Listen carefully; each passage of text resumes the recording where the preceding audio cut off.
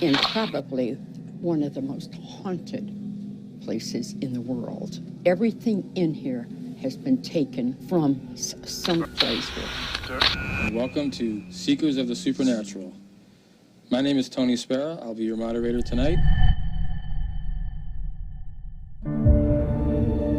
در این دنیایی که ما زندگی می‌کنیم چیزایی کشف شده که یه زمانی برای انسان ناشناخته بوده، چیزایی مثل انرژی، جاذبه و کلی کشف‌های دیگه که هر کدوم از این کشفیات با چشم دیده نمیشن، اما سرنخی به ما انسان‌ها دادن تا از وجودشون پی ببریم. زمانی که سیب روی سر نیوتن افتاد، هر لحظه ممکن بود نیوتن بی تفاوت از کنار این اتفاق رد بشه، اما این کارو نکرد و به یه سرنخ رسید. سرنخ این بود که چرا سیب افتاد پایین، چرا نرفت هوا و به این شکل نیروی جاذبه کشف شد. یا علاوه بر اون انرژی چیزی هستش که با چشم دیده نمیشه، اما در تمام اتفاقات زندگی ما انسان‌ها نقش داره و واقعاً برای انسان‌هایی که موفق شدن این چیزها رو کشف کنن باید ایستاده دست زد. اما حالا آیا ممکنه در این جهان چیزایی باشه که انسان هنوز موفق نشده اونا رو کشف کنه؟ یا شاید هم سرنخی گرفته اما موفق نشده اونو به صورت علمی و منطقی به ثبت برسونه؟ چیزایی مثل ماورالطبیعه، موضوعات متافیزیک، دنیای ارواح، جادو، طلسم، تسخیر و هر چیزی که فراتر از ذهن ما انسان هاست که اگه به واقعیت بپیوندن، قانون طبیعت و ذهنیت ما انسان ها به شکل جبران ناپذیری تغییر میکنه. یا ساده تر بگم، چیزهایی در این دنیا هست که انسان قرار نیست بدونه و درکشون کنه، اما ممکنه کسایی هم باشن که غیر عادی تر از انسان‌های معمولی باشن و بتونن با دنیای ماورالطبیعه و دنیای ارواح ارتباط برقرار کنن. کسایی مثل اد و لورین وارن که مطمئنم فقط اسمشون رو شنیدین و از زندگی اونا و پرونده‌های جنایی ماورایی که انجام دادن هیچ اطلاعاتی ندارید. Here's one of the pictures of Ed and I. You guys were inseparable. Oh yeah, yeah, we were. We didn't do anything without one another. If anybody touches anything in this room, their aura mingles with the aura of the object, which is very evil.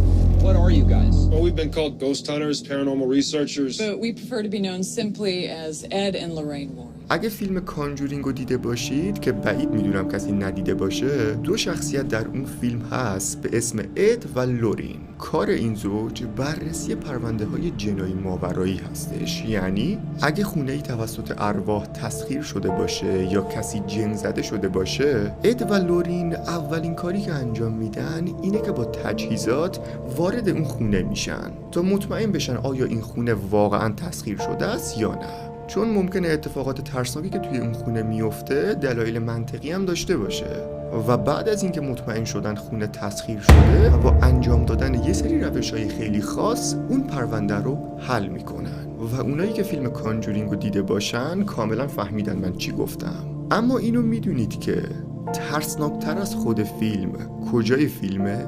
جایی هستش که میگه این فیلم بر اساس یه داستان واقعی ساخته شده است و تک تک انسانایی که واقعا این اتفاق واسهشون تو دنیای واقعی افتاده رو آخر ویدیو نشون میده.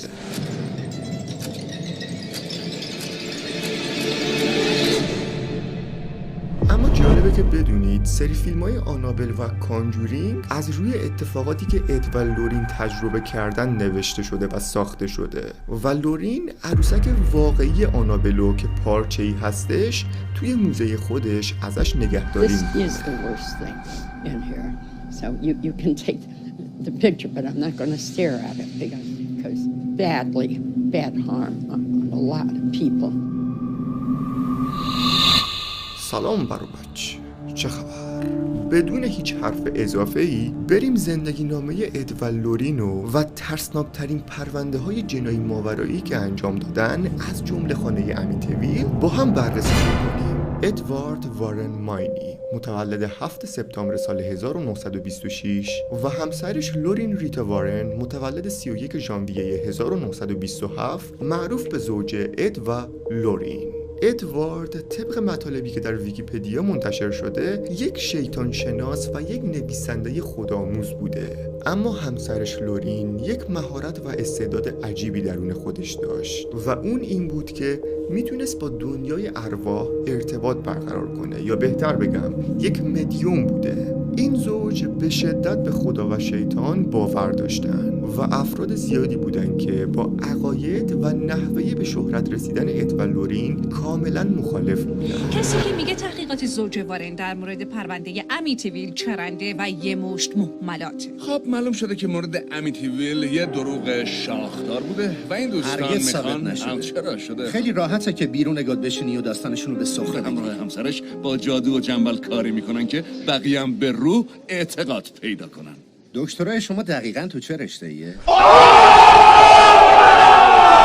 اما اونا ذره‌ای به این حرفا اهمیت نمیدادن و به صورت کاملا تخصصی و جدی توی رشته خودشون فعالیت میکردن. همچنین لورین اگر اول فیلم دقت کرده باشید یک موزه داخل خونه خودش داره که تمامی وسایل اون موزه، یعنی تک تک وسایل داخل اون موزه متعلق به پرونده هایی بوده که انجام دادن. اما این تخصص اونا باعث شد با پرونده هایی مواجه بشن که اونا رو به یه چالش به شدت ترسناک دعوت کنه که اولین پرونده جنایی ماورایی اد و لورنو میخوام با خانه امیتیویل شروع کنم که یکی از معروفترین و پرسر و صداترین پرونده های این زوجه. در سال 1974 یه اتفاق به شدت وحشتناک برای خانواده دفو که در نیویورک زندگی میکردن افتاد. حوالی ساعت 3 الی 4 صبح بود که تک تک اعضای خانواده دفو با شلیک اسلحه به طرز عجیبی به قتل رسیدن و تنها کسی که زنده بود پسر بزرگ این خانواده یعنی رونالد دفو بود که خانواده خودشو به طرز عجیب و غیر قابل فهمی به قتل رسوند. و عجیبتر از اون اینه که زمانی که رونالد داشت به تک تک اعضای خانواده شلیک میکرد هیچ کدومشون از خواب بیدار نشدن و جسدشون روی تخت افتاده بود. رونالد از خونه بیرون میشه و بعد چند روز پلیس موفق میشه تا از رونالد اعتراف بگیره. زمانی که از رونالد اعتراف میگیرن، رونالد میگه که این کار رو وقتی شروع کردم دیگه نتونستم متوقفش کنم. انگار یه موجود شیطانی داشت با هم حرف میزد و اون منو مجبور به انجام این کار کرد. و وکیل رونالد ادعا میکرد که موکلش از لحاظ روحی روانی مشکل داره و نباید هیچ حبسی براش بریده بشه. اما قاضی حکم حبس ابد رو برای رونالد تصویب کرد.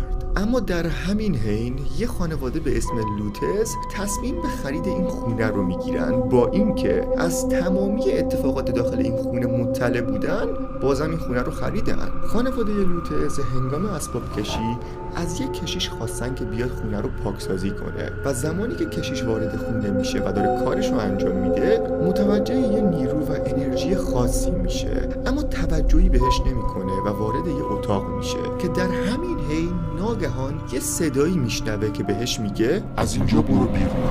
کشیش این موضوع رو به صاحب خونه نمیگه و برمیگرده خونهش، اما بعدش پشیمون میشه، میگه چرا نگفتم به صاحب خونه، بذار بهش زنگ بزنم. اما هر بار که به صاحب خونه زنگ میزنه یه مشکل سیمکشی تلفنی از خونه امیتیویل اتفاق میفته، یا بهتر بگم تلفن این خونه به دلایل عجیبی زنگ نمیخوره.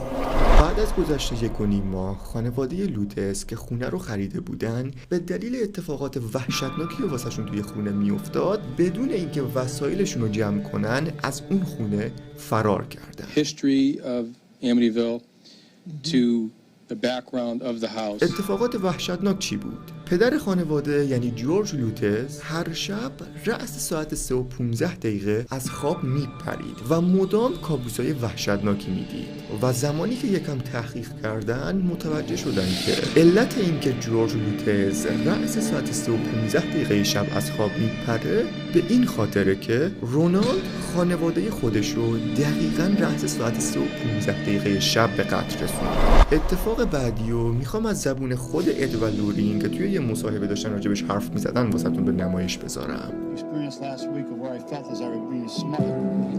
Lorraine felt many things.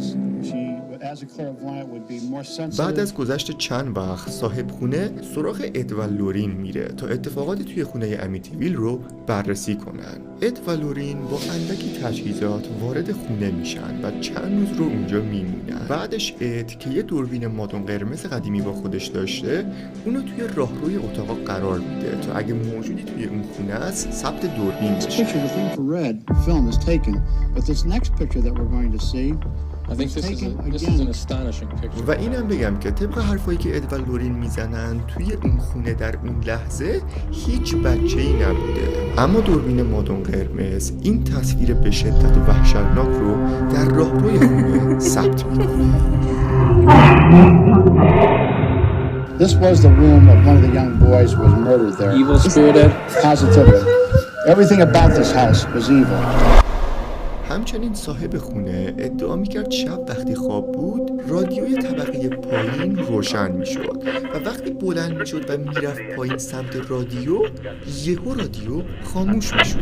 This marching band, George would jump out of bed. He'd go running down the stairs. As soon as he'd get down to the foyer, the music would stop. طبق گفته های کتی ادعا میکرد که دختر کوچیکش یه دوست خیالی پیدا کرده که همسن خودشه و چشمای کاملا سرخی داره و بعد چند وقت کتی یه اتاق مخفی داخل خونه پیدا میکنه و زمانی که وارد اتاق میشه تمامی دیوارای خونه رو میبینه که به رنگ قرمز رنگامیزی شدن و عجیبتر از اون اینه که سگ این خانواده هر کاری که میکردن داخل اون اتاق نمیومده و همین اتفاقات ترسناک باعث شد تا اد و لورین وارد عمل بشن و بعد چند وقت این خونه حسابی توی روزنامه ها و اخبارا به سر و صدا در بیاد. طبق گفته های اد و لورین خونه امیتیویل یکی از ترسناکترین و بدترین پرونده هایی بوده که انجام دادن، به حدی که حتی اگه بهشون $1 میلیارد بدن دیگه به اون خونه بر نمیگردن. $1 billion, I wouldn't go in that house again because it messed up my life and my husband's life. Terrible, horrible place. خونه امیتیویل بعد از چند ماه پاکسازی درشو قفل کردن و تا چند سال اجازه ورود هیچ کسی رو به داخل اون خونه نمیدادن. Now, let me ask you a question. Was what was in that house evil? It positively was evil. There's no two ways about it.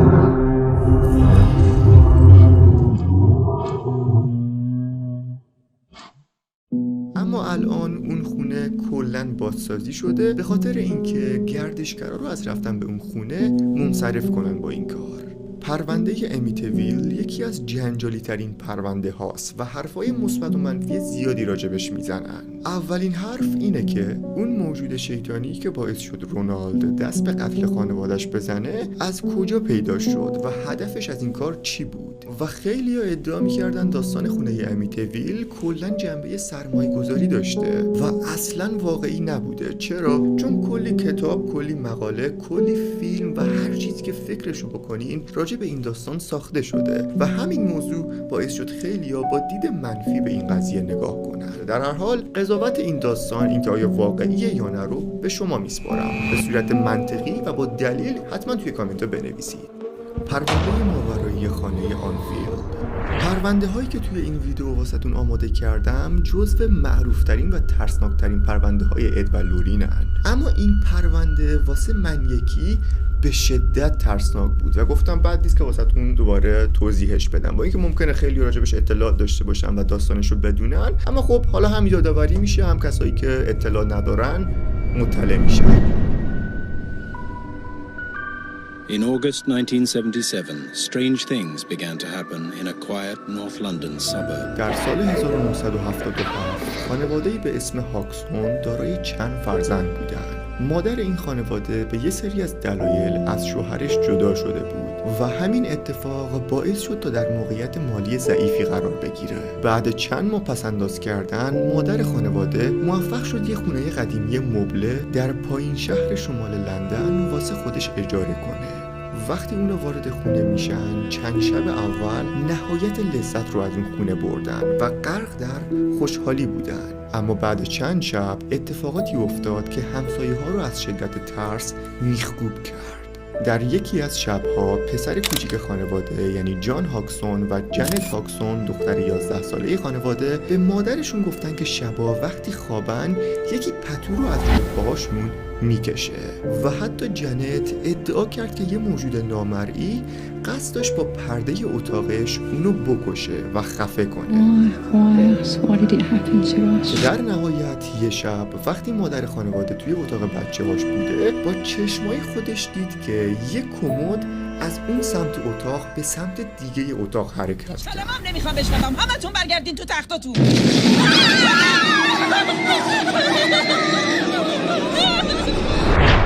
و همین اتفاق باعث شد تا این خانواده اد و لورین رو به همراه یه محقق علوم ماورا که اسمش موریس بود خبر کنن. Named Morris Gross, who had joined the society after losing his daughter in a tragic accident.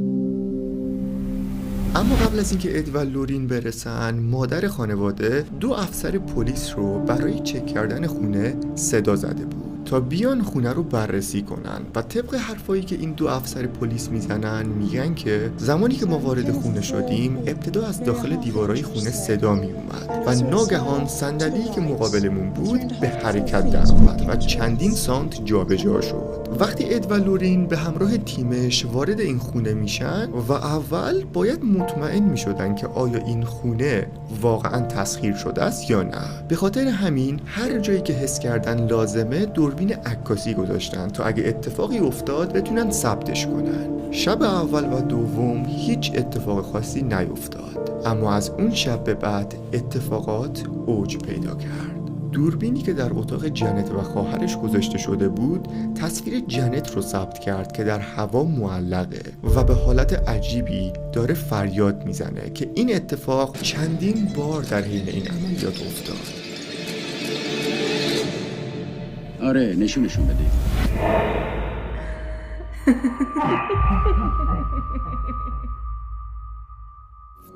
و بدتر از همه اونا یه شب موریس متوجه شد صندلی اتاق جنت حرکت کرده و جابجا شده. صندلی رو برداشت و گذاشت سر جاش و برگشت پایین پیش اعضای گروهش که در همون لحظه با کمال تعجب تمامی صندلی‌های داخل هال به سمت اعضای گروه پرتاب شدن و عکاس موفق شد این تصویر ترسناک رو همون لحظه ثبت کنه.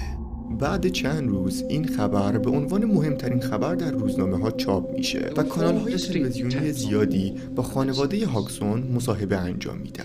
اما بعد چند وقت موریس به همراه اد که یه شیطان شناس بود تصمیم گرفت تا با موجود شیطانی که درون جنت رو تسخیر کرده صحبت کنن و از همون لحظه فیلم بگیره. There's choices here. Well, Pascal, perhaps you've got something to say. I'm invisible. I'm invisible. You're invisible? Why are you invisible?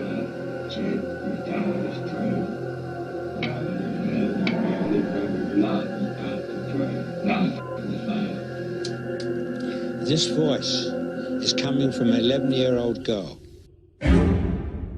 و حتی گاهی اوقات به مدت 3 ساعت با یه صدای دیگه‌ای صحبت می‌کرد. And that this is all a hoax.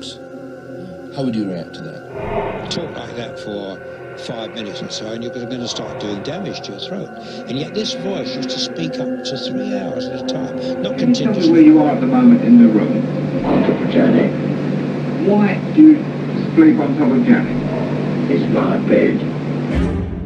این اتفاقات تقریباً به مدت 3 سال ادامه داشت که بعد 3 سال کم کم از شدت اوج گرفتگیش خارج شد و کلاً همه این اتفاقات خوابید و همه چیز در آرامش فرو رفت و به قدر این آرامش زیاد شد که باعث شد این پرونده رو ببندن. از اونجایی که اد و لورین خیلی وقت میشه که فوت کردن، اما موزهشون همچنان رازآلود و بی جوابه. چرا؟ چون تک تک وسایل داخل اون موزه یه داستان شیطانی پشت خودش داره. اد و لورین برای تحقیقاتشون با یه گروهی کار میکردن که اسم این گروه الان واسهتون میاد، که این گروه با اد و لورین مصاحبه میکردن، تحقیقاتشون رو جمع‌آوری میکردن و بهشون کمک میکردن. و این گروه شامل افسر، محقق، دکتر، پرستار، دانش آموز، دانشجو و مجری بود. و جالب اینجاست که افسر و دکتر اصلا اعتقادی به دنیای ارواح نداشتن، اما همچنان مشارکت میکردن. و زمانی که اد و لورین فوت کردن، تونی تمامی پرونده های جنایی ماورایی اد و لورین رو در سراسر جهان پخش میکنه که 10 سال بعدش کلی فیلم های ترسناک مثل کانجورینگ، آنابل و کلی فیلم و کتاب و مجله راجع به پرونده های اد و لورین ساخته میشه. اما حالا از داستان اصلی دور نشیم.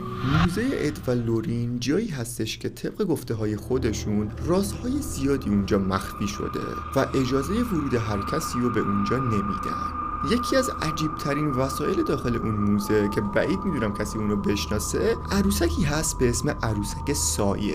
این عروسک که واقعا ظاهر عجیبی داره و مشخص نیست دقیقاً از چی ساخته شده، موهای سرش ظاهراً از پر کلاغه و یه لبخند شیطانی هم روی لبای این عروسکه. گفته میشه زمانی که شما به چشمای این عروسک نگاه کنید، این عروسک به ذهن شما نفوذ میکنه و زمانی که شبا میخوابید و کابوسای وحشتناکی که میبینید، این عروسک در اون کابوسا حضور داره و حتی گاهی اوقات این کابوسا به قدر شدتشون زیاد که خیلی‌ها رو ممکنه دچار مشکلات روحی روانی کنه، خیلی‌ها رو باعث بشه اصلا نتونن بخوابن و حتی بدتر از اون باعث ایست قلبی خیلی از افراد میشه.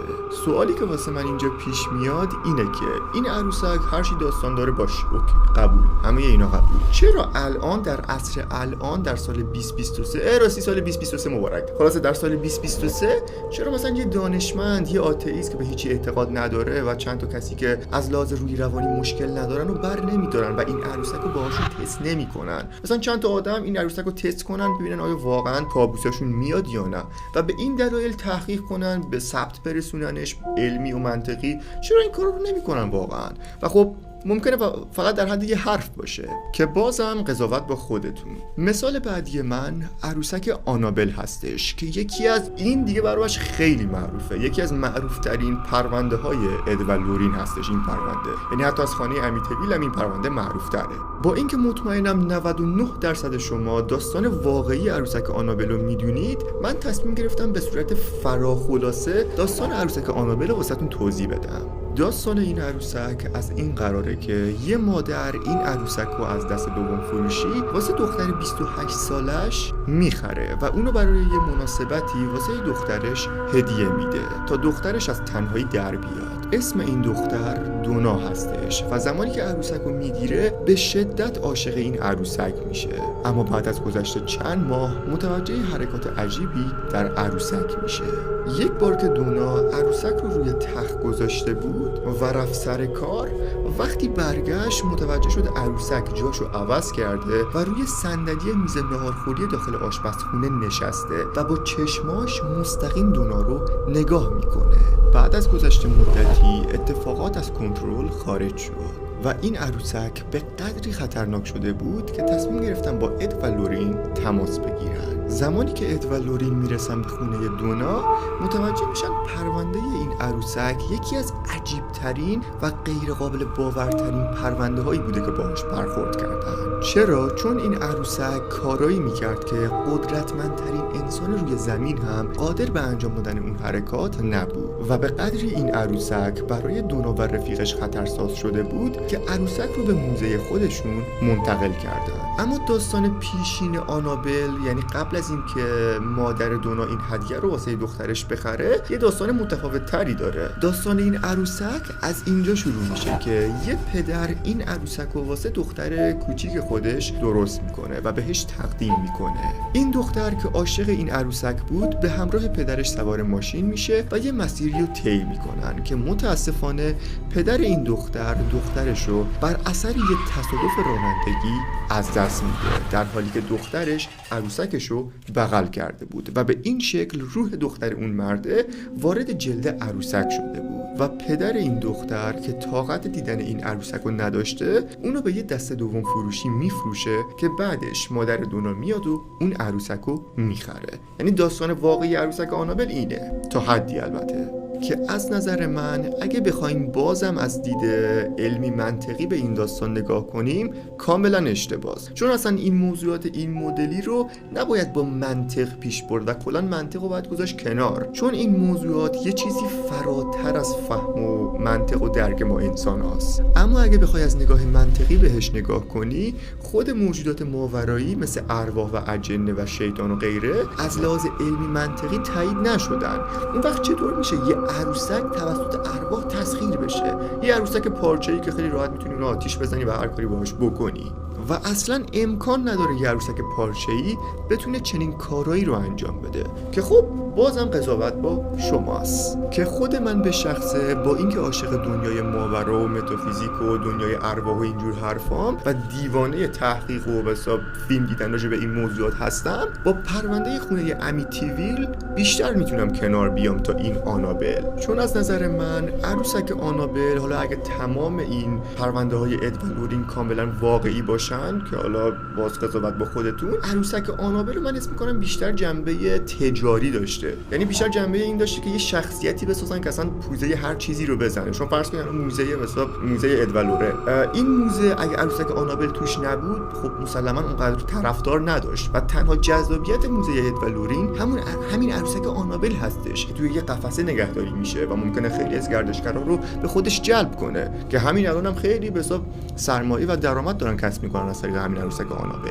که بازم قضاوت با شماست. ممکنه بعضیا به این موضوعات اعتقاد داشته باشن و درگیرش شده باشن، خیلی ممکنه بهش اعتقاد نداشته باشن و این جهان عقیده هاست و تک تک انسانایی که روی زمین میبینید عقاید متفاوتی دارن.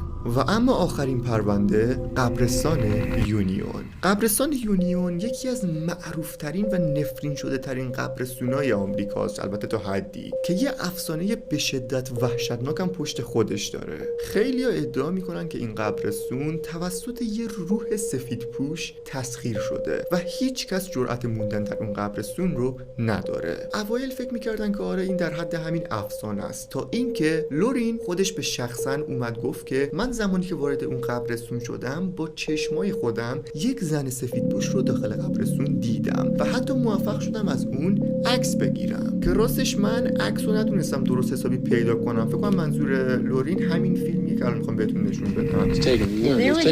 Here it is, Tony. Now, you see that Gail is higher than that woman, and Gail is smiling, and because her husband is saying something funny. و علاوه بر اون تصادف و اتفاقات وحشتناک زیادی دور و بر این قبرستون میفته. ends after the driver crashed through a fence at a cemetery. It started just before midnight when BPD says it saw a car. واقعا خوش به حال این خارجی‌ها. فکر کنین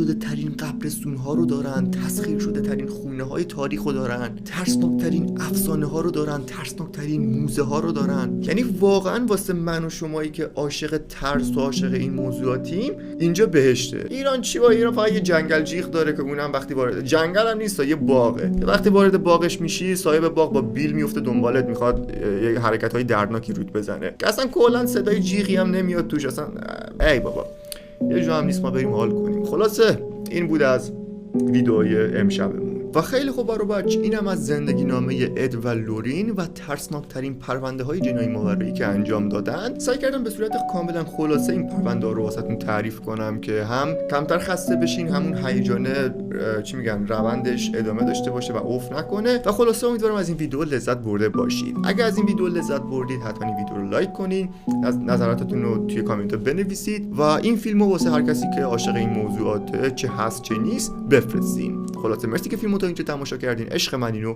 تا فیلم‌های بعد. خدا نگهدار. This is the Annabelle. This is the real deal. Doll, which was responsible for the death of a young man who came in here one time. Padre Pio. It was picked up on film. We have a slide of this. Yeah, we're going to have a slide of it, Tom.